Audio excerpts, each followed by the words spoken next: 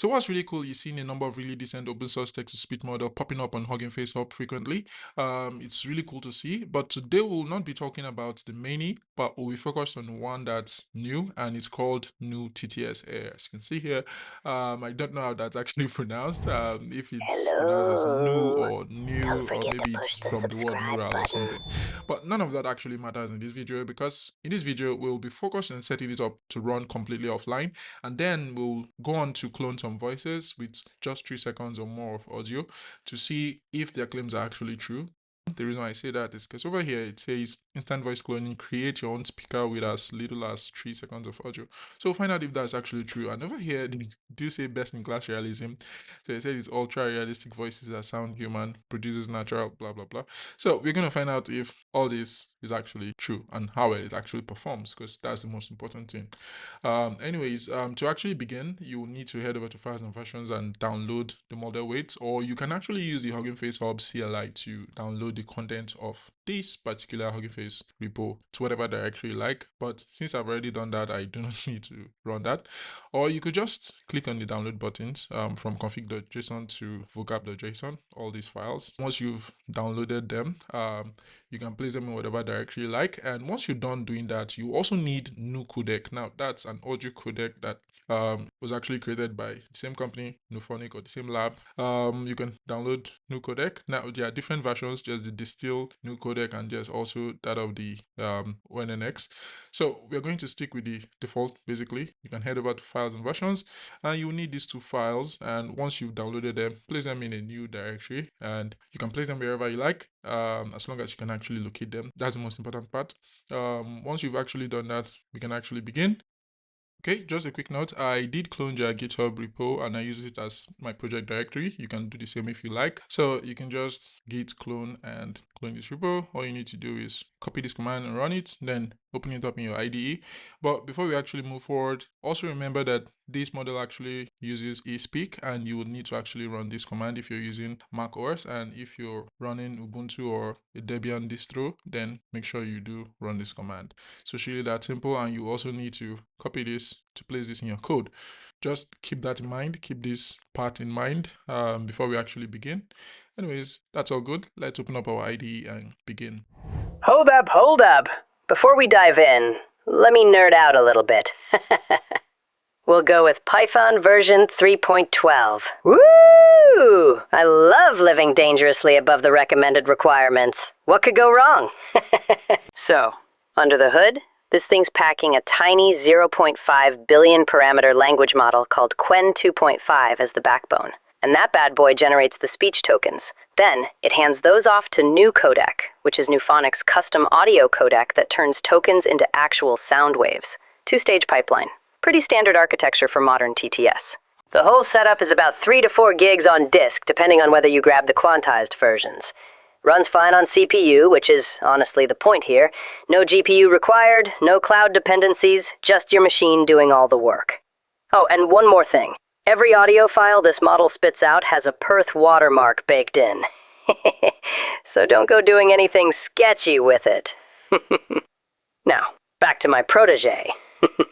Alright, so first things first, we have our project directory over here, and I have these two directories added. The NeuTTS Air model weights directory and also the Neucodec model weights directory. So those are the two folders I actually added, sorry. And for the files, I added jarvis.txt, which is basically the prompt text of whatever Jarvis is saying in this WAV file. And I also added main.py, where we'll write all our code. So we're going to head over to example, and we will head over to basic example. As you can see, there's also basic streaming, which is really cool. But let's first start with basic example, and we're going to copy everything from here and paste it into main.py, and we are going to refactor it. Okay, so the next thing I'm going to do is create my virtual environment. So before I get started, before I do anything else, I need all the dependencies to actually be done installing. So I'm going to create the virtual environment, and I'm going to install everything that can be found in the requirements.txt over here.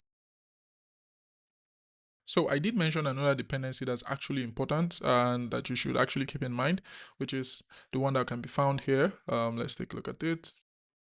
So since I'm actually using a MacBook, I did run this command using Homebrew. I installed eSpeak, and if you have Ubuntu or you're using a Debian Linux distro, then you can actually run this code. But something that's actually important is to copy this. This should be over here. So I think Phonomizer is also part of the dependencies. As you can see, Phonomizer is here. So once it's actually done creating the virtual environment, we should stop getting these squiggly lines. So that's something to actually keep in mind if you're using a MacBook. Do not forget to actually do that. For Windows users, as you can see, you can run this. So that's that, and we're going to make some changes to this code. Let's first point this in the correct directory. I'm going to call this Neucodec. Okay, what else? Okay, so this is the backbone repo, and we are going to point it to the proper directory, which is NeuTTS Air. That's where our model weights are. Okay, everything is CPU, codec, CPU, and backbone CPU, so we don't have any problem there. Let's see output path. So we'll just set a default output path. Okay, it's already set. So what else? What else? Let's change some things here. So let's clear this out. Okay, something else I forgot to take out is this. Let's try running the code. I do think there are other changes we might need to make, but let's see what happens. So as you can see, it actually threw an error. Yeah, it's actually requiring us to, use a Hugging Face repo, and I do not want to use that. I want it to actually run locally. I don't want to go through that stress. So what I'm going to do is head over to, let's see if it's load codec, and here I'm going to make some changes. Okay, so since they actually had coded this here, if we head over to Neucodec / model, as you can see, it's found in side packages, which means it's a package which we actually installed. So it's not actually recommended to make any edits in the virtual env folder. So what I'm going to do is simple. I'm going to first uninstall Neucodec. Okay, now we have that removed. I'm going to clone the GitHub repo. Let's first change this folder to Neucodec model. So for our model weights for Neucodec, it's called Neucodec-model. Okay, since we've actually changed that, we're going to clone the official Neucodec repo, and as you can see, so once it's actually done, we can actually open it up in our terminal. So let's do pip install. Okay, before we actually do that, let's head over to Neucodec, we'll head over to model. I think this is where we actually have issues. I'm going to make a simple change. You can actually do this beforehand or after. Codec model, line 62. Okay, this is where we actually having issues. Let's just make the necessary changes. So I do not want to download this. Okay, let's head back to this, the Neucodec directory. As you can see, pip install -e. Let's run it, and once it's done, we can actually run the code again. Okay, it has actually finished installing. Now we can head back to, let's just delete this one, and we'll head back here, and let's run the code again.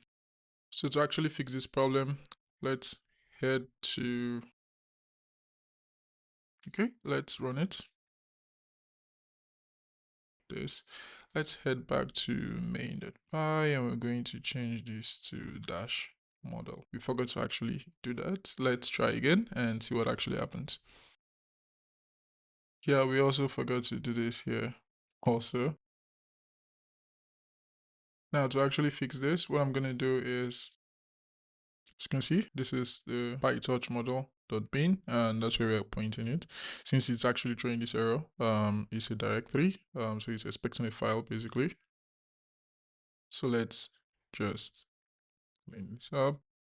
So we're going to come back once this is done generating the audio. Okay, it's finally done generating the audio, and as you can see over here, I added some audio files and their corresponding prompt text. So this is the prompt text for this audio file, and I also added that of Cogman. It's a character from Transformers movie. Anyways, so I have JARVIS here, and down here we have Rick from Rick and Morty, and the corresponding prompt text. Now let's play the output of wave, which it just generated. Hi there, sir. My name is JARVIS. I am your personal AI assistant. How can I help you today?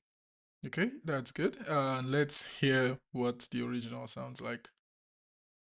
Accessing alarm and interface settings. In this window, you can set up your customized greeting and alarm preference. It actually came close, but not there. It came close. It's got the accent a bit. I think I'll just give this 60 to 70% for the voice cloning accuracy.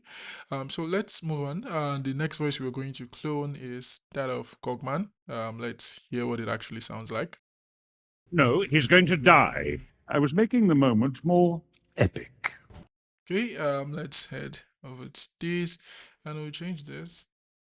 Okay, this is what we are passing in. Let's run the code again and we'll come back once it's done generating the audio. Okay, it's done generating the audio. Let's hear it.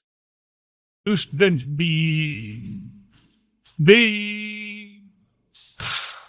Hi, sir. I am Cogman, your personal assistant from beyond the stars.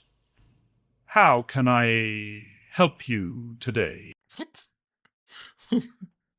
What on earth am I even listening to? That was really horrible. Like, really, really horrible. Damn. Okay, so that was a fail, a major fail, like a serious fail. Anyways, let's try out Rick from Rick and Morty. Let's hear what it actually sounds like. You know, Grandpa goes around and he does his business in public because Grandpa isn't shady. Any of your scientists working on anything new? Why was Knight Rider? Okay, this is the prompt text. Now let's change this. Okay, and it's basically an MP3 file. Okay, we're gonna try out this input text. Let's run the code and see if it can actually take an MP3 instead of a WAV file. Okay, it's done generating the audio. Let's hear it. Let's see if this will be any better than the last one. Hi there, Morty. Get me my portal gun. Let's go on an adventure. I don't know what to say honestly. This is really bad. This is also a fail. Okay, I'm going to try cloning my voice. So this is the WAV file. Let's hear it. Please find attached the comprehensive list of issues we noticed while reviewing the apps. Unfortunately, some of them are connected and do not help us move to the next level to find out other issues therein. This means it is... That's good. Now let's change this. Okay, we've passed in the text. It's very short text, so let's run it again. Let's let's see what it will actually do with my voice. Okay, we'll come back once it's done. Okay, it's finally done generating the audio. Let's hear what it actually sounds like. Is me talking like Austin. How cool is that? Sounds good, right?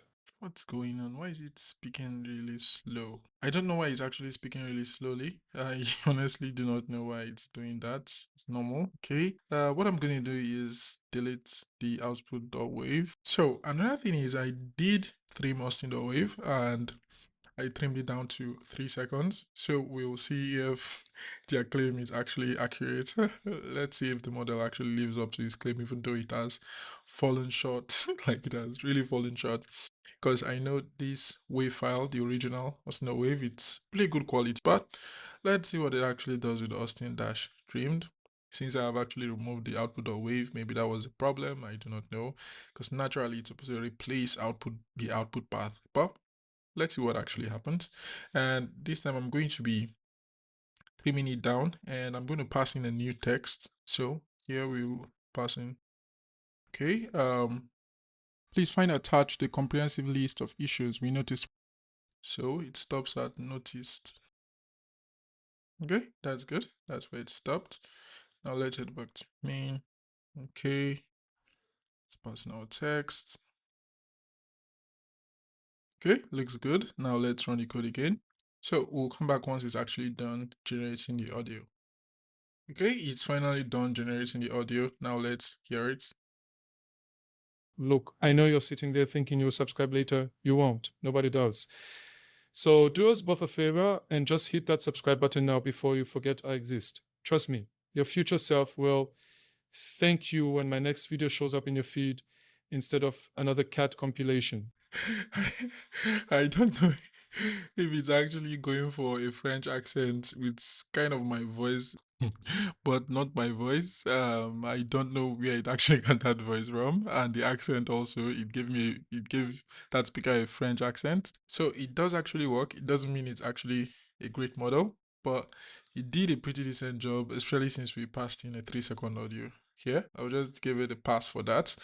Anyways, what I'm gonna do is delete this output or wave again, and I'm going to try cloning Rick's voice. So let's change this. Okay, and I'm gonna pass in a different text here. So I converted rig.mp3 to rig.wave. That's what we're going to be using because they recommended using just wave files. But let's see what happens. So we'll come back once it's actually done generating the audio. So it's finally done generating the audio. Let's hear it. Oh, great. Another bureaucratic space federation trying to regulate science. Newsflash, nobody tells Rick Sanchez what he can and can't experiment with. Okay, it actually did a much decent job than the last time we tried cloning Rick's voice. It actually did a much decent job. I'm gonna give it 30 to 40% when it comes to voice accuracy.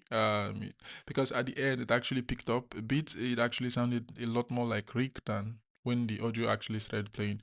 So that's what I actually think. So I'll just give it a pass for that, even though 30 to 40% is not really a good grade, but I'll just give it a pass for that. Okay, that's gonna be it for this video. But before I actually run, so if you run into issues with eSpeak library on your Mac, make sure you double check this path because different versions install in different locations. So just keep that in mind if you're having any issues with this.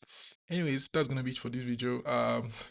Honestly, there are way better voice cloning models than this. You can actually check out my video on VoxCPM or NeuTTS version 2, or maybe Fish Speech version 1.4, or Open Audio. You can actually check those out because they did really great. In my opinion, they actually did really great. Anyways, make sure you do like this video. And that's a wrap. If you've gotten to this point and you haven't subscribed yet, I don't know what to tell you. But quick PSA. Just because you can clone someone's voice doesn't mean you should. Maybe don't deep fake your ex or prank call your grandma pretending to be the president. Use your powers for good, noobs. Bye-bye.